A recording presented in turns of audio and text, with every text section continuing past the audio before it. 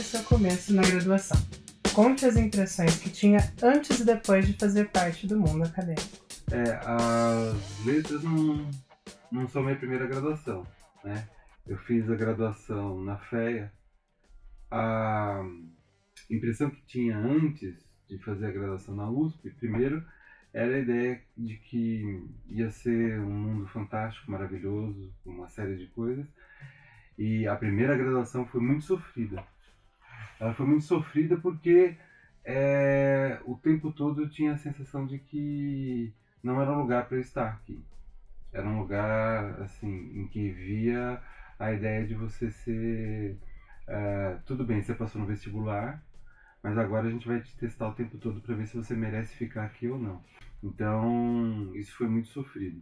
A segunda graduação que eu fiz depois, né, de ter feito a FEA, foi aqui nas letras. Aí elas foram mais, digamos assim, ela foi uma graduação mais reconfortante e mais acolhedora, para usar uma palavra, mas também porque eu já esperava, eu estava um pouco acostumado com o que era o universo aqui da faculdade, né?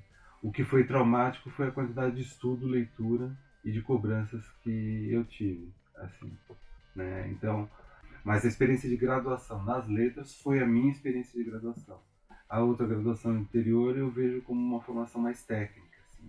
Acho que as pessoas têm perfis diferentes, têm maneiras diferentes de se relacionarem. Assim. Mas o que eu esperava do que era uma formação universitária, sabe, de que você vai ter como discussões, conteúdos, assim, foi quando eu tive na graduação aqui. Desde sempre você soube que queria ser professor? Ou ainda, se dedicar à habilitação em língua inglesa? Não, a ideia de ser professor, na verdade, ela apareceu o seguinte, como eu fiz administração de empresas e depois eu fui trabalhar com isso, com empresas, imediatamente a minha situação de trabalho me deixava muito infeliz. E aí eu queria continuar estudando e tal, mas eu consegui, nesse meio tempo, dar aula um dia à noite num colégio técnico. Eu dava aula de organização do trabalho, né, que era uma disciplina que tinha naquele colégio técnico. E foi a experiência formadora para mim disso. É a sala de aula, é o lugar, eu me sentia morto no restante do trabalho que eu fazia durante o dia. E lá, nesse dia à noite, é o lugar onde eu sentia a troca, onde eu sentia que eu estava conversando, onde eu sentia que eu estava aprendendo, né? E daí foi que eu decidi, eu tenho que ir para aí alguma coisa nessa área de ensino. No início, eu imaginava ser professor na área de... eu trabalhava com recursos humanos, então alguma coisa relacionada à psicologia do trabalho e tal. Daí por isso que eu fui fazer mestrado em psicologia social. Mas a ideia era sempre assim. Foi o certo encantamento com o espaço da sala de aula que propiciou a ideia de você... então é sobre isso que é aprendizado, né? É sobre isso que é... Isso também foi legal porque eu sempre fui uma pessoa que, na sala de aula, foi péssimo de prestar atenção, assim. Até hoje eu sou muito distraído, assim, para prestar atenção. Eu não aprendo da forma, muitas vezes, a prestar atenção. Eu preciso ler e me concentrar. E eu imaginava que na sala de aula você ia despertar um certo ditadorzinho interno que tinha. Na minha experiência de escola, assim, eu ficava muito impactado com o ambiente escolar. Não é um ambiente muito acolhedor, muitas vezes, desde lá de pequeno, né? E a minha ideia um pouco era assim, quando eu tiver em sala de aula, será que eu vou... Agora é o momento da revanche, né? E aí eu percebi que não, que era o contrário. Eu falei, não, agora é o momento de... Como eu faria, como eu queria ter sido, como eu queria ter sido um professor, que eu queria ter tido, né? E aí, então, foi o momento de falar assim, olha, que legal, acho que dá para caminhar por essa linha de ser professor. E o meu sonho, na verdade, é aí que eu vi, depois de fazer mestrado na psicologia social, mas o meu grande sonho era de ser professor do ensino médio, porque eu ainda acho que no ensino médio e ensino fundamental são lugares onde as grandes transformações acontecem. Não que no ensino universitário a gente não faça isso, mas eu acho que no ensino médio e no ensino fundamental você tem um papel até maior Talvez seja uma idealização minha, errada, mas aí por questões econômico-financeiras, né, da forma como o ensino é tratado no nosso país, que aí dar aula em escolas foi parecendo uma coisa meio não factível. Sobre a vida financeira. Você teve dificuldade no começo da graduação? Precisou trabalhar à parte? Conte um pouco sobre esse começo até você conseguir se estabilizar financeiramente. Então, pensar sobre a vida financeira o estudo aqui na universidade é importante porque na primeira graduação eu consegui, os primeiros 2 anos ainda não trabalhava, mas logo depois eu consegui fazer um estágio. E daí no estágio começou a dar algum alívio em relação a isso. Mas era um curso que não me exigia tanta leitura, tanto trabalho, tanta formação assim. Então não foi um período também de muito estresse em relação a você tem que trabalhar e tem que estudar. Então não sentia culpa em relação a isso. Só que depois eu percebi que quando eu decidi, preciso estudar, quero estudar, vou fazer isso, e aí foi a segunda graduação nas letras, eu só consegui fazer a graduação de uma maneira a contento, porque eu tinha trabalhado um tempo antes, eu fiquei uns anos trabalhando, aí eu guardei um dinheiro, e aí, primeiros anos da graduação das letras, eu não trabalhei, e torrei esse dinheiro que tinha guardado para fazer. Só que isso é uma coisa que me preocupa muito, porque eu percebi que os cursos ele era estruturado para alguém que não trabalhava. Só que eu já estava com 28 anos. Então, era injusto, você via colegas, umas coisas que agora você começa a perceber as pessoas falando. Eu queria tanto ler mais, eu queria tanto estudar mais, eu queria fazer mais. Então, só que você não consegue porque você tem condições materiais que não te deixam fazer isso. E as pessoas desistem, não porque elas não gostam do curso, mas porque tem a vida real concreta que não está deixando elas. E aí eu percebi que era um curso, eu consegui estabilizar dessa forma, mas é um período bem sofrido, na verdade, porque depois o dinheiro acaba, né? O dinheiro, você não guardou tanto para conseguir, esse dinheiro acaba, daí você começa, uma série de outras coisas que começam a implicar. E essa é uma questão muito séria, porque pelo menos a experiência que eu tive da minha graduação das letras, ela é uma coisa que eu comento até hoje em sala de aula, ela é um curso integral disfarçado de meio período, né? E eu vejo, e a gente vai acompanhando as pessoas, e o grau de frustração das pessoas é isso. Professor, eu gosto da matéria, ou eu queria ler mais, mas o trabalho, ou o desemprego, porque tem uma outra preocupação. Não é só estar trabalhando. Estar desempregado demanda muito tempo. Preocupação, saúde mental. Estar desempregado, você gasta dinheiro para procurar emprego, né? E isso tem um impacto enorme, porque aí como que você vai ter a tranquilidade e o tempo para ler, para se dedicar fazendo as coisas, sendo que você tem uma série de coisas acontecendo do plano de vista material na tua vida. Então, foi um período recompensador, porque eu falei, finalmente eu tenho uma graduação da qual eu me orgulho, da qual realmente é o lugar que eu vejo que foi a minha formação na USP, assim. Só que o custo pessoal disso foi muito sério, né? Muito sério. E na verdade, depois de tanto tempo, você vê que você ainda fica lambendo as feridas, né? Eu falo sinceramente para os alunos, olha, quando você terminar a tua graduação, você vai ver que na FEFELESH, pelo menos, eu tenho a impressão que nos outros cursos também, das humanidades aqui na nossa faculdade acontece isso.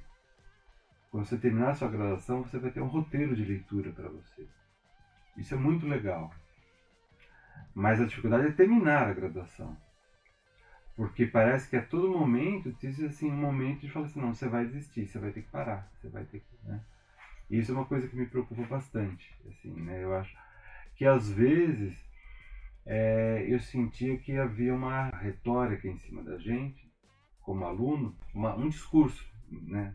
Às vezes institucional dado, vocês têm que ser vencedores, vocês têm que campeões, tal. E você introjeta isso e você acha que a falha é uma falha individual. Uma falha, quando você está passando por esse processo, é muito difícil, é muito complicado. Acho que faz a gente pensar bastante. E tem uma coisa, o aluno da USP, normalmente, a gente que chegou até a universidade, a gente já passou por todo o processo de se submeter a uma série de obstáculos educacionais que a gente foi vencendo, vencendo, vencendo, vencendo. Então, quando você chega até aqui, você está meio calejado, assim, né? Por outro lado, isso pode ter custos psíquicos e físicos muito grandes também, né? Porque nós não somos máquinas. Assim, daí, esse é um grande dilema que eu acho que tem que pensar, assim, né? As pessoas terem consciência de que de tentar pensar que a fraqueza, a dificuldade, o que você sente, essa não é uma fraqueza individual, sabe? Não é um momento que, tipo, eu sou culpado disso ou culpada disso. É alguma coisa que às vezes está fazendo assim, para você não terminar isso, entendeu? Para você não, né?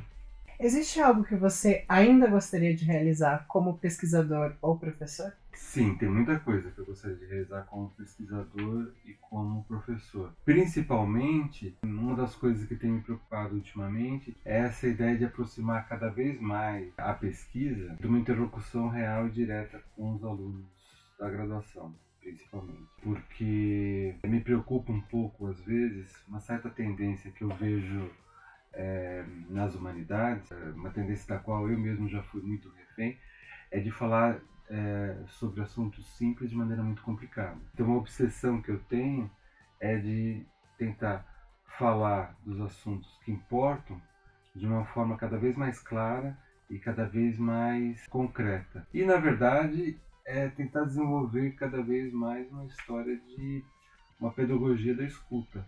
Porque a gente fala muito, assim, nas humanidades, a gente, pelo menos, não sei se estou generalizando, mas tem uma história de que a sala de aula é o nosso grande laboratório. E a sala de aula realmente é um grande laboratório, né? Só que eu sinto que até hoje eu ainda não consegui fazer pleno uso disso. A ideia de conseguir realmente quebrar uma barreira entre educandos e educadores. Para aí você começar a construir pela base uma coisa de gestação do conhecimento, que é uma experiência, porque aí as pessoas vão vivenciar.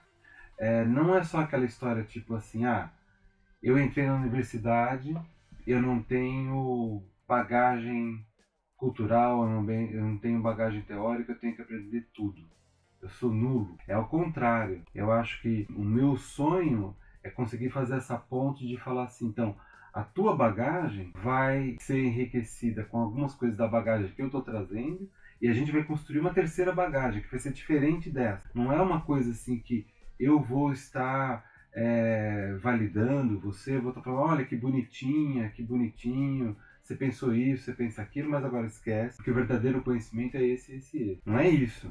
Você fala assim, olha, o que tem de complexo? O que tem de interessante nesse conhecimento que você está trazendo? E vamos ver se a gente compartilha com o que eu acho desse conhecimento que eu tenho aqui, né?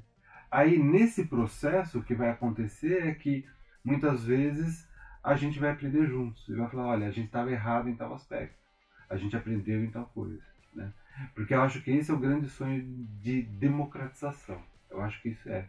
Porque aí a gente começa a pensar assim, a partir do momento que a gente faz da sala de aula, da construção do conhecimento e a ligação disso com a pesquisa, a possibilidade de eu tenho minha voz, eu posso falar nisso, então assim, quer dizer que no ambiente de trabalho eu também vou querer mais democracia, no ambiente político eu vou querer mais democracia, né?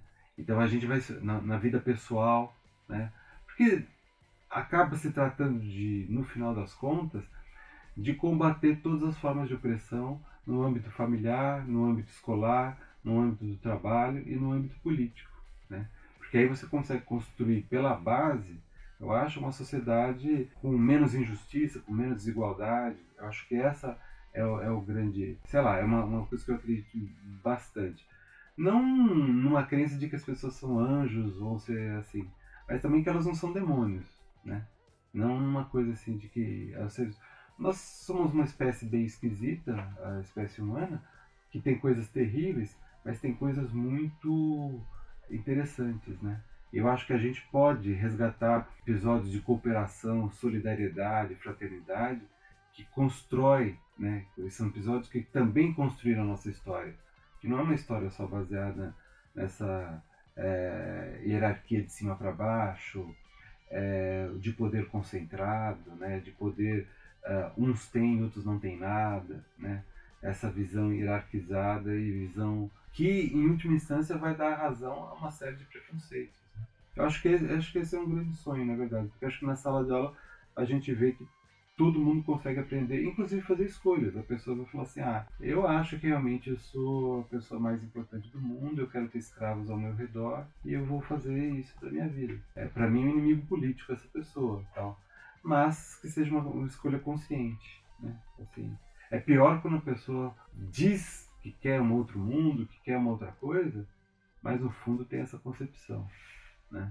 Que aí tem uma coisa que eu temo muito é uma certa hipocrisia na minha pesquisa, sabe? Se eu consigo deixar de maneira mais clara, um medo de que seja hipócrita, de falar assim, que coisa muito bacana de pregar igualdade, pregar mais cooperação, mas na prática não ter isso, sabe? Na prática ser uma coisa para manter as mesmas estruturas como elas estão aí. Acho que é um pouco isso, assim, sabe? São sonhos meio abstratos, assim, mas acho que é muito da prática de ver, de aprender junto, na verdade. Eu acho que assim, se tornar professor é quem gosta de aprender, né? Na verdade, não, às vezes eu tinha uma ideia, uma ilusão que era assim, ser um pouco gostar de ensinar, né? Mas eu acho que você não gostar de aprender, na verdade. Você aprende com os outros e na troca, de vez em quando, a gente se ensina juntos, né? Acho que é mais ou menos por aí. No caso do inglês, em que não há língua, a falta dela é preenchida com que enfoque de matéria? Você disse que não há o ensino da língua, assim, né, do idioma. Na nossa, quem é mais apto a responder essa parte são os colegas da subárea de língua, né, que estudam especificamente isso. O que acaba acontecendo é que na nossa habilitação, a subárea de língua, ela desenvolve pesquisas e reflexões sobre o uso da língua inglesa. Então, nesse sentido, aí sim, já se pressupõe um conhecimento intermediário avançado. Então, aí você tem reflexões de cunho sócio-histórico ou de formação sobre várias formas de interpretar o fenômeno da linguagem, interpretar aspectos relativos à compreensão textual, à compreensão discursiva, etc, etc. Né? Quando eu cursei, eu gostei bastante, mas era algo diferente do que eu imaginava e ouvia das outras habilitações. Novamente, essa é uma experiência muito pessoal, assim. Porque eu tentei dedicar um tempo sem trabalhar naquele período, então eu sinto que eu usufruí essa parte do estudo da língua e do estudo da literatura. E a gente tinha um pouco de tradução. Hoje em dia a gente tem colegas que pesquisam, a parte de tradução é mais forte ainda, né? Naquela época não era tão forte. Mas o que eu estou querendo dizer, que eu acho puxado, que demanda, sabe, de você leitura de texto, conhecimento, etc, etc. Não é dizer que é impossível, que é uma coisa difícil, mas eu sempre tento ver esse balanço, assim, sabe, entre o que você pode fazer na vida prática e o que você tem no curso que está te dando. E eu acho que seria interessante que a universidade conseguisse ajudar os alunos, porque tem muita gente que tem interesse, mas ainda fala assim, não vou prestar porque eu não vou habilitação porque eu não tenho nível suficiente, né? Isso é um grande nó que a gente tem que discutir na nossa habilitação, é uma coisa importante essa, porque tem muita gente que fala com razão que é uma grande barreira. O curso abre espaço para as literaturas fora do eixo Inglaterra e Estados Unidos? Sim, a gente tenta, na medida do possível, abrir espaços, né, para literaturas que sejam feitas em língua inglesa, e que tem importância dentro da discussão, o que é canônico, o que não é canônico, dentro da... Essa é uma discussão bem quente, né, da nossa habilitação, mesmo porque tem a característica da língua inglesa de ser uma língua imperial. Então, antes do Império, foi o Império Britânico, depois o Império Americano, ah, sobre o qual a gente vive ainda, tem uma centralidade nas literaturas, primeiro da Grã-Bretanha e depois dos Estados Unidos, pelo próprio centro do Império. Só que isso, pela própria natureza de como a língua foi desenvolvendo, como o próprio Império se desenvolveu, evidentemente a gente traz as outras manifestações, né? E isso, às vezes, só o que esbarra um pouco é na capacidade que a gente tem de oferecer optativas. Porque às vezes o que está acontecendo é que, pela falta de professores, você não consegue cumprir e abrir aspectos que seriam interessantes. E tem especialização também, né, dos professores, a gente não consegue cobrir vários temas, vários assuntos, assim, com a mesma profundidade em todos os aspectos. Então, e depende um pouco assim, o que a gente tem percebido, eu tenho tentado fazer isso, é ver das demandas dos próprios estudantes, assim, o que as pessoas têm lido, o que elas têm participado. E uma outra coisa que a gente tenta muito trabalhar, na medida do possível, no nosso curso, é uma quebra entre as noções de alta cultura e chamada baixa cultura. Então, pela própria natureza da manifestação imperial da língua inglesa, você tem que quebrar com essa divisão, quebrando essa divisão no sentido de trazer outras manifestações, outros gêneros literários que às vezes não são tidos como aqueles gêneros mais respeitados, entre aspas, né? E na verdade são gêneros que estão sendo lidos pelas pessoas, estão sendo consumidos, e a gente tem que refletir sobre isso. Porque, por outro lado, isso, se a gente não tiver essa abertura, vai prejudicar inclusive a própria leitura dos clássicos. Né? Porque os chamados clássicos, eles não foram clássicos sempre. Então tem que ter uma ideia do que eles se tornaram, quem decidiu, de que forma, e resgatar inclusive uma ideia que às vezes está presente no nosso curso, resgatar a leitura dos clássicos, porque às vezes, do modo hegemônico de se ler, os próprios clássicos são muito mal lidos. Né? Eles são lidos com um certo recorte, com uma certa perspectiva, que na verdade só diminui. Né? Então, não é o ideal, eu acho, que a gente tem de abertura ainda, mas eu acho que ela está caminhando ao longo do tempo. Assim, sabe? A abertura que a gente dá para as várias manifestações e várias possibilidades de uso da literatura e da língua, né, de maneira geral. A habilitação é mais focada em tradução, carreira acadêmica, ensino ou idioma?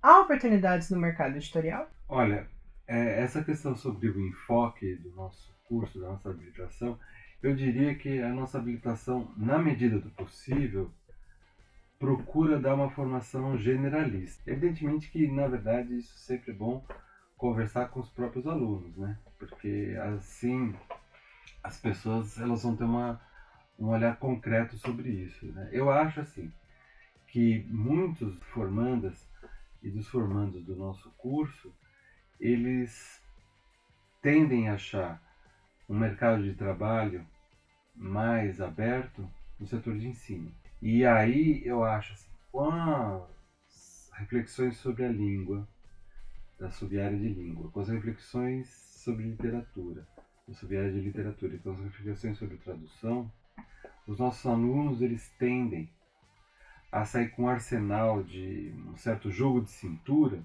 de conseguir a se adaptar facilmente ao que vai vir das exigências do mercado. Eu acho que a nossa mentalidade, até onde eu estou falando por mim, talvez os colegas da minha área não referendem isso que eu estou falando, mas a nossa tendência é uma tendência a tentar ensinar ou compartilhar a possibilidade de que os nossos estudantes aprendam a ler e interpretar textos.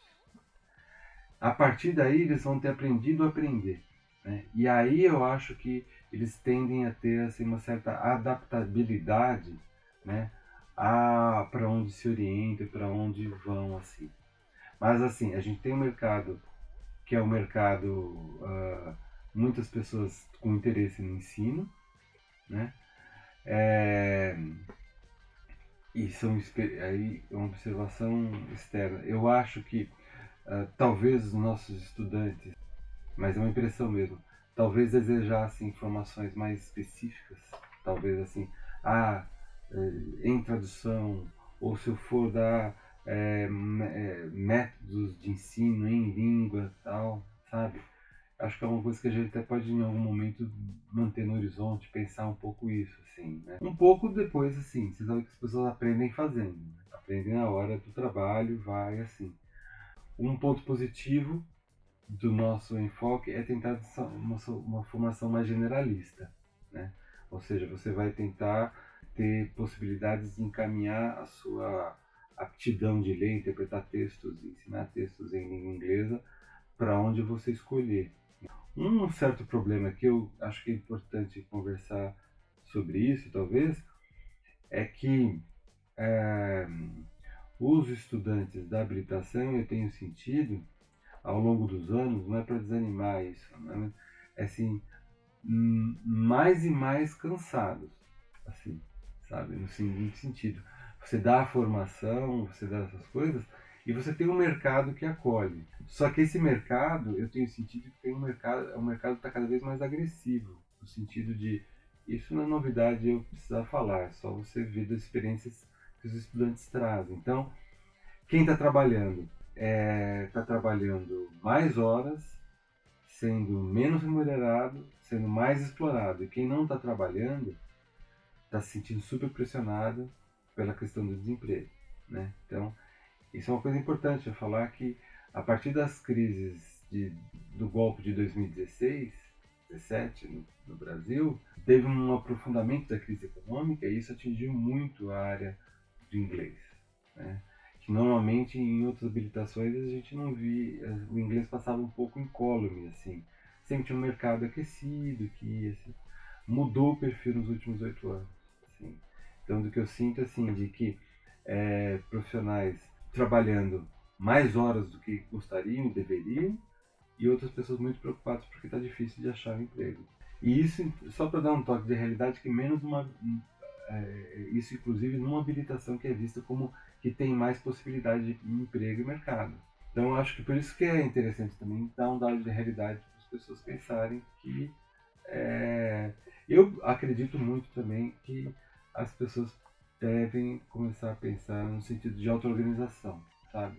Os alunos formarem suas próprias cooperativas, se organizarem, serem assim, de tentarem ser um pouco autônomos, né? Mas isso é uma outra conversa, eu acho que é uma outra coisa em relação a pensar. É isso, assim. Eu acho que nós temos, assim, de um lado positivo, generalista, mas eu não sei o quanto que os alunos veem desse positivo.